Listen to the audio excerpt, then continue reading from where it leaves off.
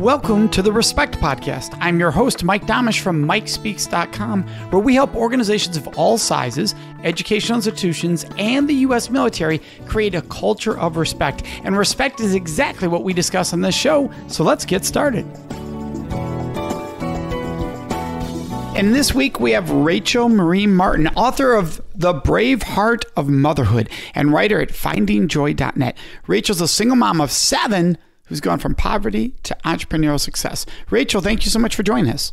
Well, thank you for having me today. Absolutely. So let's just dive right in. You said you went from poverty to entrepreneurial success. Can you explain that to our audience?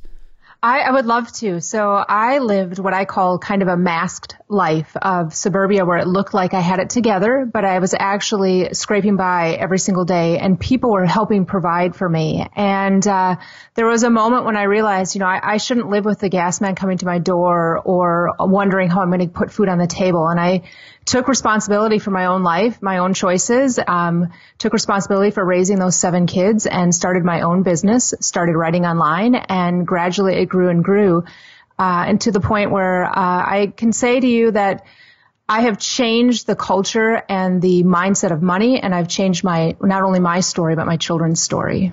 And so let's talk about that, the mindset of money. What was the change there? I lived with a scarcity mindset. I know it's kind of a popular thing that we hear all the time, live with an abundance mindset, but there is actually truth with it. I believed that money was hard to make. I started paying attention to the thoughts and the mindsets I had about money. I remember once someone saying to me, "What do you do to keep the wolf away from the door?" And the mindset there is that there's always something coming in to take your money. And I lived so long thinking that I couldn't make money, that it wasn't time to make money. And I had to change it, that really what I think is what I'm attracted to, what attracts itself to me. And part of it was that I was not only able to make money, but that I deserved to be able to make money. Well, that's powerful. So then how did you, when people hear I write online, how does that mindset shift get you to entrepreneurial success? How does somebody make money doing that? Well, I've always been kind of a techie person, and I started writing online. I started a blog, Finding Joy, years and years ago. So it's about over 10 years now. And I started writing, and it started resonating. And one of the things that I did early on was I started using my writing as a way to earn money, whether it was via ads or speaking or writing an ebook. And it gradually became to this place where what I had built through my voice, through really being real and sharing my own stories, was a way to change the culture of making money in my household. And that pivoted to me, people asking, well, how did you build this community? And how did you do that? And when people ask you how, that's also an opportunity to earn an income. And I went around and built a company with my partner, Dan Morris, and we started teaching and training entrepreneurs, bloggers, podcasters. How do you go from hobby to career? Oh, that's powerful. Now, you did come from a background that really instilled with you some tough experiences that also led you to really understanding respect. So you had an incident called the Hey Ugly incident, and I'm going to let you share that with our listeners and how that impacted you going forward until today. All right. Well, I share about this, but when I was in, I think it was 6th grade. Now I had that moment. I had an experience. I grew up in Minneapolis, the home of Target, and I would always love to go there. And one day my mom was like, all right, we're going to go here after school. And I had one of those days where as my 6th grade self, I felt super powerful and confident. I loved what I was wearing.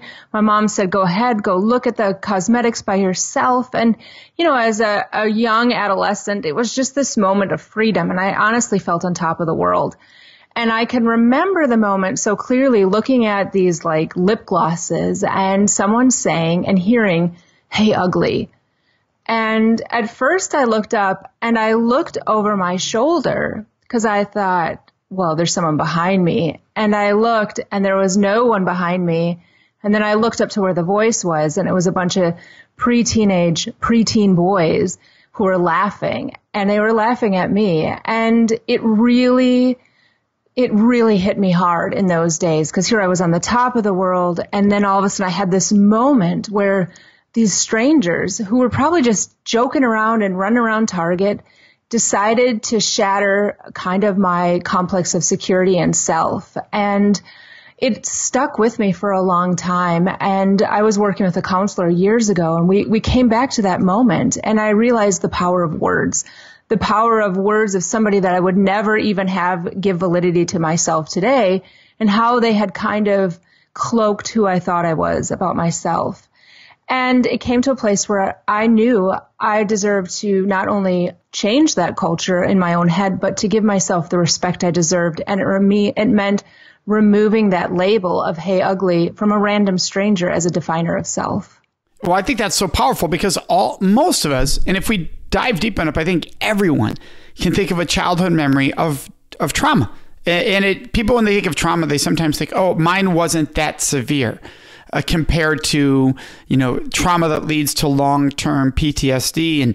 And they don't realize those little traumatic moments that do stick with us can be incredibly powerful in mindset, how we view ourselves, how we view our bodies, our worth, our value to the world. And being able to look back at them and release is so important. I love what you did there in saying you didn't make them evil, right? You didn't say these jerks. You said these teens who probably didn't even realize the impact they were doing. It doesn't make what they did okay, but it allows you to also release negative, toxic energy related to it, I would assume. Is that correct?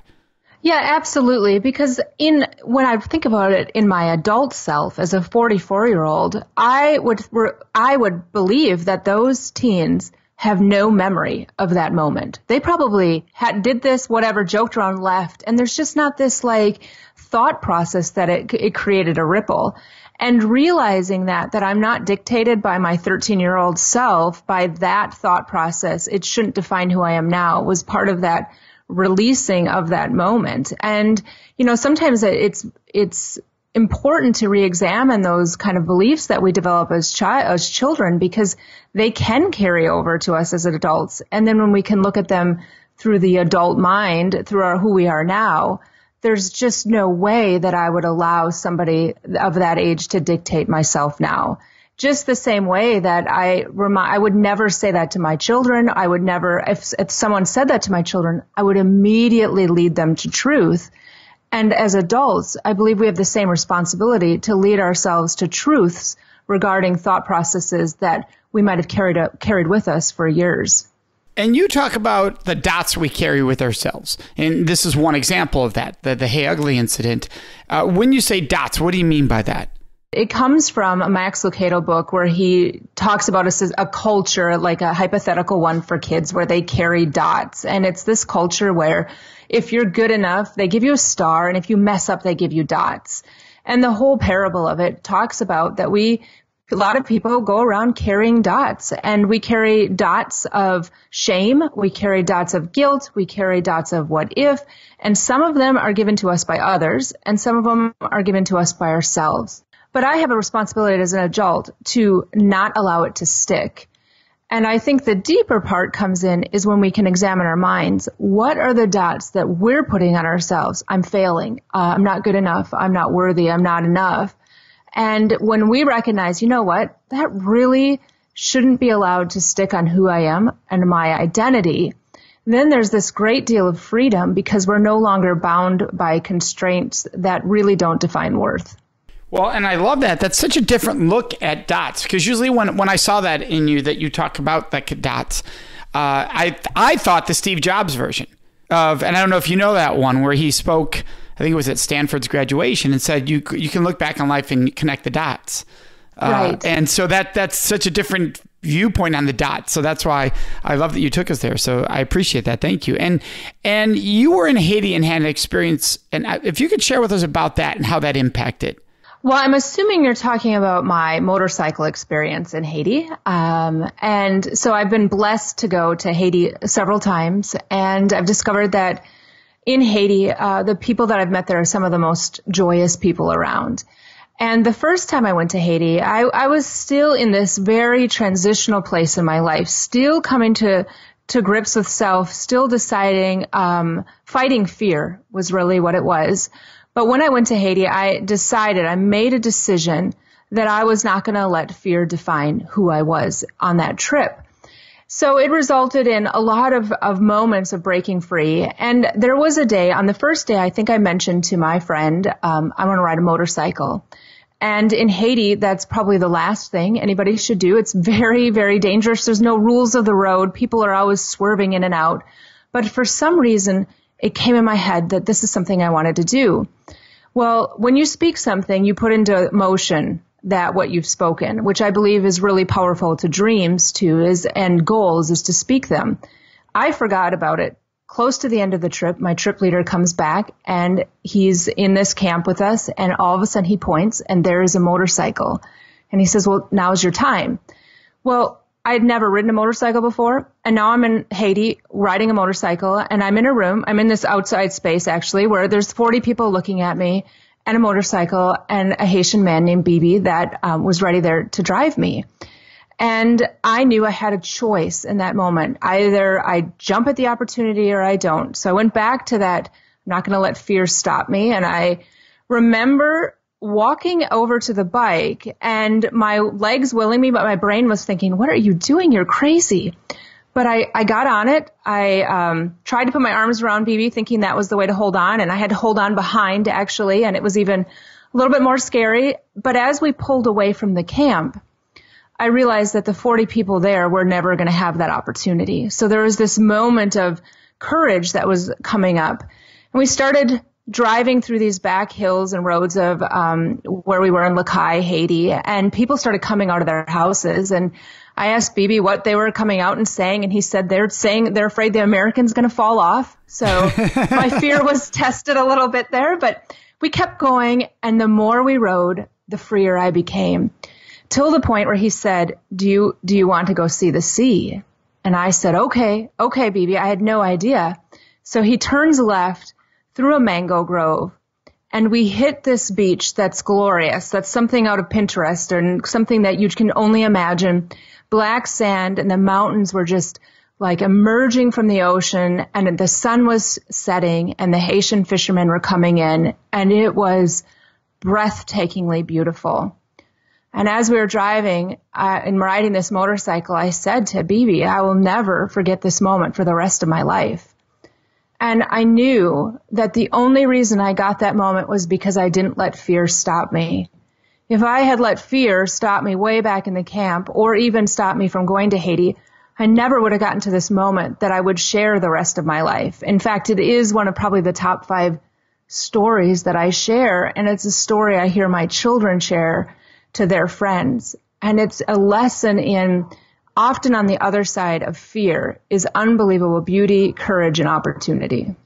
I love it. That's fantastic. Now, you give people specific skills that they can use. And so I want to talk about that. For instance, we talked about the dots and freeing ourselves. So you have people chart their paths to look for cycles of stuck. What does that mean? And how should our listeners, how do they do that? If our listeners are thinking, hey, what does it mean to chart my past for cycles of stuck? Well, I give an example of I don't know if this is just a Midwest thing, but when I grew up, my mom and dad gave this giant graduation party. And as part of it, they had like images of my whole childhood lining the walls of the garage. And it was this moment where all of a sudden I could see my whole life in front of me, and you can see your path. And I started thinking about that as I was writing my book, like, we don't often take a moment to reflect like that again, to see the nuances. But when you reflect on your life and when you start to create a timeline, you can start to see spaces or cycles where you're stuck, where things might repeat itself, where let's say you want to buy a house and you get to a certain point and then it stops, or you want to start a new career and you get to a certain point and you stop and you loop around, or health or weight or any of those things. And when you start to create the timeline, you can start to see what happened before, what happened after, what happened before I started, and what made me stop. And you can start to see patterns within it, because the only way to break free from a circle or a cycle is to actually figure out a new trajectory, a new decision right before the time when you would normally make the decision that would keep you stuck. I love it. So somebody sees that, and how do they relieve themselves going forward, right? So now I see the cycle. Hey, I have this cycle of when I get here, I tend to do this. as you and I know, I can know as a person, I'm not going to do that again. But when I get in the situation, how do I free the mentality that happens that caused me to do it in the past? It's a lot of self-awareness, and it's also creating within your life, knowing that you're going to get to that point where you're almost like, this is expected, this is what I was going to do, and you create physical reminders, mental reminders of, I'm no longer going to go that way. If you've ever seen the movie The Matrix, there's a point at the end of this movie where the main character, Neo, he lives in this computer simulated world, recognizes that it's all a simulation, and there's these bullets flying at him. And instead of feeling the threat of it, the realness of it, he simply understands this is exactly what's going to happen, and he actually pushes them away. It's the same with us when we change a pattern, is when we get to the place where we know this is where I am. I think it's a lot about releasing it, understanding that this is part of the cycle, but I no longer have to engage in it. I no longer have to give whatever momentum is going to carry me around that power, but instead I can dare to choose a step in a different direction. And I think a lot of times we think, okay, I'm going to change my life in 4 weeks. And we discount the power of a single step. But if every single day we can create another step, another step, another step, the farther out from that previous cycle we become. Love it. And you had a friend, Ed, who taught you a lesson about the future. So can you share that lesson with us? I would love to. So Ed, he taught me about faith and seeing the future. And as we, from the start of this podcast, we were talking about my finances. And one time I was meeting with him and he said, well, hey, do you see yourself stuck in your financial situation when you're 70? And I was like, absolutely not. How about 60? And with confidence, I said the same till he got to 40. About that time I was 30 something. And I was like, I don't know. And it was that first moment of confronting what I felt about my future. And he said, I need you. He told me an example about Joseph from the Bible, about this time when he was stuck in the dungeons. And he said he had to have this faith in a future that didn't match his present reality. His future that he was supposed to have faith in, that he was going to be second in command. And he said, well, how did he do that?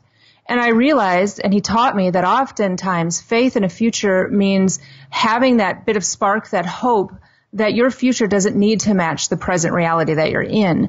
And that involves, for me and for many of us, actually daring to see ourselves in a different situation, responding a different way, and clinging to that image. So for me back then, I created an image of me when I was 40. And when I would get confronted with, let's say, the gas man coming to my door to turn something off, or a bill, or not knowing what to do, I would constantly ask myself, how would I respond as this person? Because I could tap into those type of resources versus responding the way that I had for so many years. And that kind of future pacing, that seeing a future self, it actually can help motivate us to make better and stronger decisions in the now. I love that. It's such a simple concept. And you have another concept called respect the inches. What is that and how does somebody do that? Well, respect the inches would be what I was talking about with the cycle, is when you break free, it's often inches. It's small incremental changes that add up and up and up. A lot of times we don't give respect to the small changes, to the fact that, we tried to work out today, or we changed one thing, or we paid a bill, or whatever the inch may be. We look at the end goal and we think, oh, I'm so far from it, or, oh, I didn't get to it at that point, or it seems impossible. And we lose that power in the inch. And I always tell people that if you do something for a year, one thing, that's 365 days of progress that you've made. If you want to wake up an hour earlier and you think, I can't do it because it's an hour, if you you set your alarm 1 minute earlier for 60 days, you're all of a sudden there. But you have to be willing to accept that this day I woke up 14 minutes earlier, and that's progress. And that's that respect. It's really being willing to see the behind the scenes that nobody ever really sees. People see the giant splash moment, the success, but those behind the scene moments are really the moments that lead to the giant breakthrough. And you work a lot with moms, and one of the things you want moms in your audience to do is respect what they can do. And you've referenced that a few times today. What are the small steps? Like we just said, what are the inches? What can I do? And what they have accomplished, what they could accomplish. And you have a quote that says, your track record for surviving bad days is 100%, which I think is beautiful, because that's all of us, right? If we're listening to this, that track record is 100%. Why do you think that statement is so important? Because I think not just moms, but a lot of us have the soundtrack of, I failed, I messed up, I can't get through.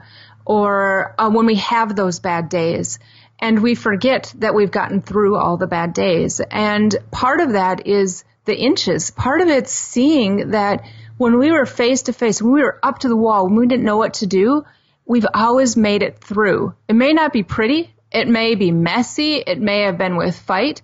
But we consistently make it through. And it's kind of the seeing the glass half full versus the half empty part.